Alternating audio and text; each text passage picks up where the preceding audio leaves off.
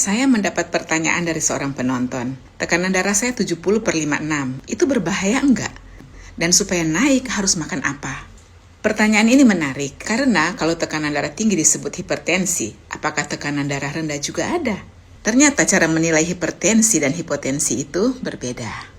Halo, saya Dr. Pinkan dalam edukasi kesehatan sederhana untuk kehidupan yang lebih sehat dan berkualitas. Kalau tekanan darah tinggi disebut hipertensi, maka tekanan darah rendah disebut hipotensi. Pada orang dewasa di bawah 90/60 mm Hg disebut hipotensi.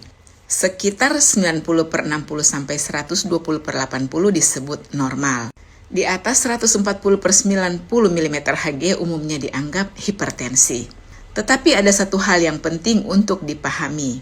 Tubuh manusia bukan fotokopi. Tidak semua orang harus memiliki tekanan darah yang persis sama. Ada orang yang sehari-hari tekanan darahnya 90/60 tetapi tetap sehat, aktif, dan tidak memiliki keluhan apapun. Karena itu dokter tidak hanya melihat angka pada alat tensi, tetapi juga melihat kondisi orangnya.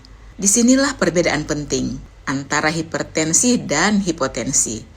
Pada hipertensi, seseorang bisa merasa sehat-sehat saja dan tidak memiliki gejala apapun. Namun tekanan darah yang terus tinggi dapat perlahan-lahan merusak pembuluh darah, jantung, otak, ginjal, dan mata.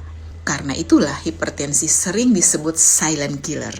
Sebaliknya pada hipotensi, yang lebih penting seringkali pada hipotensi adalah gejalanya. Kalau tekanan darah rendah tetapi tetap segar, bisa beraktivitas, tidak pusing, tidak lemas, dan tidak ada keluhan, kondisi itu seringkali tidak berbahaya. Sebaliknya, bila tekanan darah rendah disertai pusing, berkunang-kunang, lemas, hampir pingsan atau pingsan, maka perlu dicari penyebabnya. Penyebabnya itu bisa bermacam-macam. Misalnya kurang minum, perdarahan, efek obat tertentu, infeksi atau gangguan kesehatan lainnya. Dan untuk pertanyaan supaya tekanan darah naik harus makan apa? Jawabnya tidak ada satu makanan khusus yang cocok untuk semua orang. Yang terpenting adalah mencari penyebab tekanan darah rendahnya terlebih dahulu.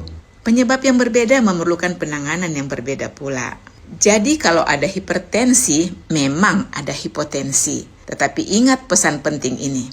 Hipertensi tanpa gejala tetap bisa berbahaya. Hipotensi tanpa gejala seringkali tidak berbahaya. Karena dalam dunia medis, kita tidak hanya melihat angka pada alat tensi. Kita juga melihat kondisi orang yang membawa angka tersebut.